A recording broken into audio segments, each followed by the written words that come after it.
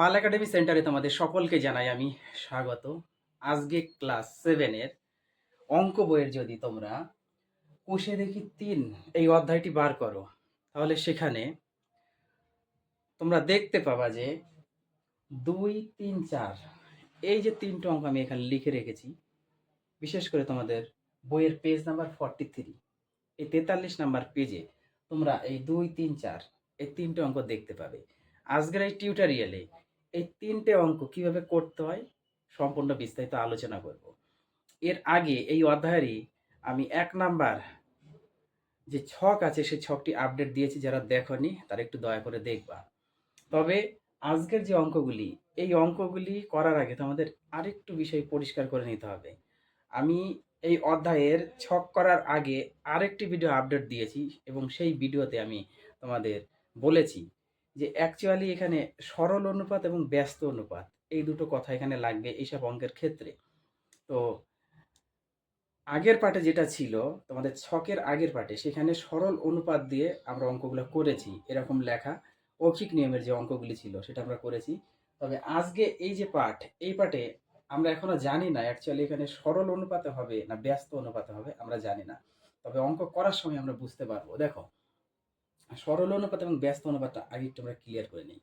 সরল অনুপাত হলো কোনো একটি রাশি বাড়ার সঙ্গে সঙ্গে যদি অপর কোনো একটি রাশি সমান হারে বৃদ্ধি পেতে থাকে, অথবা কোনো একটি রাশি বাড়ার সঙ্গে সঙ্গে বা কমার সঙ্গে সঙ্গে, বাড়ার সঙ্গে সঙ্গে বাড়তে থাকবে এবং কমার সঙ্গে সঙ্গে যদি কমতে থাকে, সেটা হচ্ছে সরল অনুপাতে। এটা একটু মাথার মধ্যে ঢোকাও। তার মানে একটা রাশি যখন বাড়বে অপর রাশিটাও আমাদের বাড়বে। আবার যদি একটা রাশি কমে তাহলে অপর রাশিটাও কমবে, সেক্ষেত্রে সরল অনুপাতে হয়। আর ব্যস্ত অনুপাত তার উল্টা। কোনো একটা রাশি যদি বাড়ে তাহলে অপর রাশিটি কমবে, আবার কোনো একটি রাশি যদি কমে তাহলে অপর রাশিটি বাড়বে। ওকে, এইবার আসি আমরা 2 নম্বর যে অঙ্কটি আছে সেই অঙ্কটি আমরা করব। দেখো, একটু পড়ে নিই। বলছে 8 জন লোক একটি কাজ 15 দিনে করতে পারে। খুব ভালো কথা, 8 জন লোক একটি কাজ 15 দিনে করতে পারে। হিসাব করে দেখি 10 জন লোক ওই কাজটি কত দিনে করতে পারবে। এইসব অঙ্কের ক্ষেত্রে সর্বপ্রথম আমাদের লিখতে হয় ডাটা। কি কি আছে? আমাদের জন আর দিন আছে। তাহলে 2 নম্বর অঙ্কটা দেখো, জন, আমি একটু এখান থেকে করি। জন আর একটা কি, দিন। যা যা আছে আমরা বসিয়ে নিব। জন মানে প্রথমে 8, এবার দিন মানে আমাদের 15, তার মানে তারপরে আমাদের হিসাব করি কি 10 জন, তার মানে জন আছে, জনে আমরা বসাবো 10, আর দিনে কিছু নেই মানে আমরা এক্স ধরে নিব। এখন আমাদের একটু তুলনা করতে হবে, কম্পেয়ার করে দেখতে হবে যে অ্যাকচুয়ালি এই দিনের সাথে জন আমাদের সরল অনুপাতে রয়েছে না ব্যস্ত অনুপাতে রয়েছে, সেটা আমাদের একটু কম্পেয়ার করতে হবে। দেখো, একটু এখানে দেখো, 8 জন যদি থাকে তাহলে আমাদের 15 দিনের মধ্যে কাজ শেষ করে ফেলতে পারি, তাই না? অর্থাৎ 8 জন লোক থাকলে 15 দিনে কাজ শেষ হয়ে যায়। এবার আমার জন আছে 10, 10 জন যদি করে দেওয়া যায় তাহলে কি আর 15 দিন টাইম লাগবে? তার মানে লোক সংখ্যা যেহেতু বেড়ে গেছে সেহেতু আমার দিন সংখ্যা কমে যাবে। তার মানে কি, যখন একটা রাশি বেড়েছে তখন অপর রাশিটা কিন্তু কমেছে। সো এটা হচ্ছে আমাদের ব্যস্ত অনুপাতে আছে। এবার ব্যস্ত অনুপাতে থাকলে সরাসরি কি হয়, সরল অনুপাতে থাকলে আমরা লিখতাম 8:10। আমাদের এই দুটো পদ কখনো সমস্যা করে না, সমস্যা করে এই দিকের পদটা। 8:10 লিখতাম সরলে, কিন্তু ব্যস্ততে তার উল্টা। যেহেতু ব্যস্ত অনুপাতে আছে, তোমরা একটু লিখে দিবা যে দিন জনের সঙ্গে ব্যস্ত অনুপাতে বা ব্যস্ত সম্পর্কে রয়েছে, এই কথাটা একটু মেনশন করে দিবা।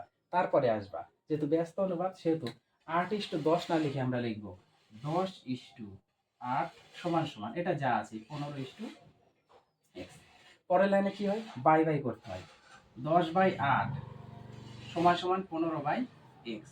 এবার উপরে উপরে যদি কাটাকুটি যাই কাটবো, উপর নিচে যদি কাটাকুটি যাই কাটবো, নিচে নিচে কাটাকুটি যাই তাহলে কাটবো। দেখো 5 দিয়ে যদি আমরা কাটি তাহলে উপরে উপরে কাটে। দেখো 5 দিয়ে কাটলে এটা 3, 5 দিয়ে কাটলে এটা 2, তাই না? এবার এটা কাটো উপর নিচে, 2 দিয়ে 8 কাটো 4, হয়ে গেল। তাহলে আমাদের এখানে কিছু নেই মানে এখন কত আছে দেখো, একটু খেয়াল করো, এখানে কিছু নেই মানে উপরে 1 আছে আর নিচে আছে 4 সমান সমান, এটার উপরে আছে 3 বাই নিচে আছে x, তাই না? এবার কোনাকুনি গুণ করে দাও, x অক্ষে x সমান সমান 3 আর 4 গুণ করলে 12। তাহলে x এর মান বা x এর ভ্যালু আমরা যেটা ধরেছিলাম যে বের করতে হবে সেটা x সমান সমান 12। তার মানে কি, 10 জন লোক থাকলে আমাদের 12 দিনে কাজটা কমপ্লিট হয়ে যাবে। বোঝা গেছে? এই হচ্ছে তোমাদের ব্যস্ত অনুপাতে যে বেসিকের উপর ডিপেন্ড করা অঙ্কগুলো হয় সেটা এইভাবে কিন্তু করতে হবে। এটা হচ্ছে 2 নাম্বার। এবার আসি আমরা 3 নাম্বারে। দেখো, কিছু পরিমাণ খাদ্য 12 জন লোকের 20 দিন চলে। ভালো কথা। 12 জন লোকের 20 দিন চলে। হিসাব করে লিখি ওই খাদ্যে 40 জন লোকের কতদিন চলবে। সেম ভাবে আমরা বসাবো। কি কি বসাবো? এখানে আমাদের কি আছে, জন আর দিন আছে। সেম ভাবে তাহলে এটা আমরা জন আর একটা দিন যদি বসাই, তাই না? জন দিন। এখন জনে কত আছে? 12। জনে আছে 12, দিনে আছে আমাদের 20 দিন। এবার হিসাব করে দেখি ওই খাতে কতজন, মানে 40 জন, তাই তো? এখানে জনে মানে 40 হবে, তাহলে এটা আমরা এক্স ধরে নিই। ওকে, বোঝা গেল? ডাটা আমরা বসিয়ে দিয়েছি। এখন তুলনা করতে হবে। দেখো, 12 জন লোক থাকলে আমাদের 20 দিন চলে। 12 জন লোক থাকলে আমাদের 20 দিন চলবে। এবার লোক সংখ্যা বেড়ে গেছে 40 জন। 40 জন যদি হয়ে যায় তাহলে কি আমাদের আর 20 দিন চলবে? চলবে না। তার মানে একটা রাশি যখন বাড়লো তখন অপর রাশিটা কিন্তু কমে যাচ্ছে। সো এটাও ব্যস্ত অনুপাতে আছে। তাহলে তোমরা সেম এটাও লিখে দিবা যে দিন জনের সঙ্গে ব্যস্ত সম্পর্কে রয়েছে। ওকে, পরের লাইনে তাহলে ব্যস্ত অনুপাতে আমরা উল্টিয়ে দেব।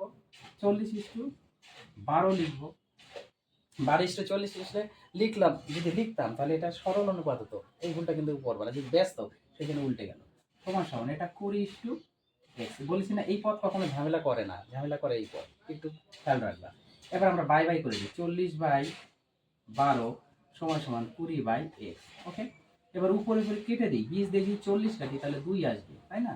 এই 2 দিয়ে যদি 12 কাটি তাহলে 6 আসবে আমাদের। এবার উপরে কিছু নাই মানে 1/6 আছে, সমান সমান এটা উপরে কিছু নাই মানে 1 আছে আর নিচে x। এবার যদি আমরা কোনাকুনি গুণ করি, x সমান সমান 6, x সমান সমান 6। অর্থাৎ x এর আমাদের ভ্যালু দরকার ছিল, সেটা পেয়ে গেছি 6। তার মানে কি, ওই খাদ্যে 20 জন লোকের 6 দিন চলবে। সরি, এখানে 40 জন আছে, 40 জন লোকের 6 দিন চলবে। এই হচ্ছে তোমাদের 3 নম্বর অঙ্কের সমাধান। এইবার আসি আমরা 4 নাম্বার। দেখো 4 নাম্বার অঙ্কটা একটু পড়ি। কি বলেছে? অরুণবাবু তার কৃষি জমিতে 16টি লাঙল দিয়ে 10 দিনে সব জমি চাষ করিয়েছেন। খুব ভালো কথা। 16টি লাঙল দিয়ে 10 দিনের মধ্যে তার সম্পূর্ণ জমি তিনি চাষ করে নিয়েছেন।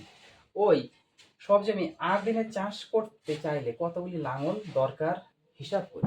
সেম ভাবে আমাদের কি লিখতে হবে? লাঙল আর দিন। তাহলে লিখে ফেলি লাঙল আর দিন। দেখো,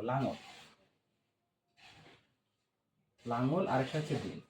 প্রথমে আমরা একটু ডাটা বসিয়ে নিই। লাঙলে আছে 16টি, লাঙল হচ্ছে 16টি আর দিনে হচ্ছে আমাদের 10। এইবার বলছে ওই সব জমি 8 দিনে, তাহলে দিন হবে 8, এই দিকে হবে আমাদের x, তাই না? এবার তুলনা করি। দেখো, 10 দিনে যদি কাজ করে তাহলে 16টা লাঙল লাগে। 10 দিন ধরে কাজ করলে আমার 16টা লাঙলে কাজ করে নেয়। এবার 8 দিনে আমি কাজ শেষ করব, 8 দিনে আমি কাজ শেষ করব, তাহলে আমার লাঙল সংখ্যা অবশ্যই বেশি লাগাতে হবে, তাই না? 10 দিন করলে 16টা লাঙল আমার কাজ করে দিতে পারে। এবার 8 দিনের মধ্যে আমি কাজটা শেষ করবো, মানে আমার লাঙলের সংখ্যা বেশি লাগাতে হবে। তার মানে দিন যখন কমে গেছে তখন কিন্তু আমার লাঙল সংখ্যা বেড়ে গেছে। সো এটা ব্যস্ত অনুপাতে আছে। তার মানে এটা 16:x তো থাকবেই, সমান সমান 8:10 হবে। যেহেতু ব্যস্ত অনুপাতে আছে 16:8 তো হবে না। এবার বাই বাই করে দিই। 16/x সমান সমান 8/10। এবার 8 দিয়ে যদি উপরে উপরে কাটি, 8 দুগুণে 16, তাই না?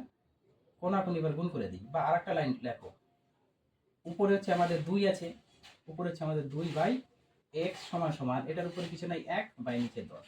কোনাকুনি যদি আমরা গুণ করে দিই, এটা কিন্তু 2, এটা কিন্তু 2। তাহলে x সমান সমান 10 দুগুণা 20। তাহলে x এর ভ্যালু আমরা পেলাম 20। অতএব ওই সব জমি 8 দিনে চাষ করতে চাইলে তার 20টি লাঙল লাগাতে হবে। আশা করি অঙ্কগুলি তোমরা সকলেই বুঝতে পেরেছো। ব্যস্ত অনুপাত অ্যাকচুয়ালি কি হয়, কখন হয়। তাহলে এই 3টা অঙ্ক তোমরা একটু প্র্যাকটিস করো। আমি আবার দেখা করবো তোমাদের সাথে পরবর্তী পার্ট নিয়ে।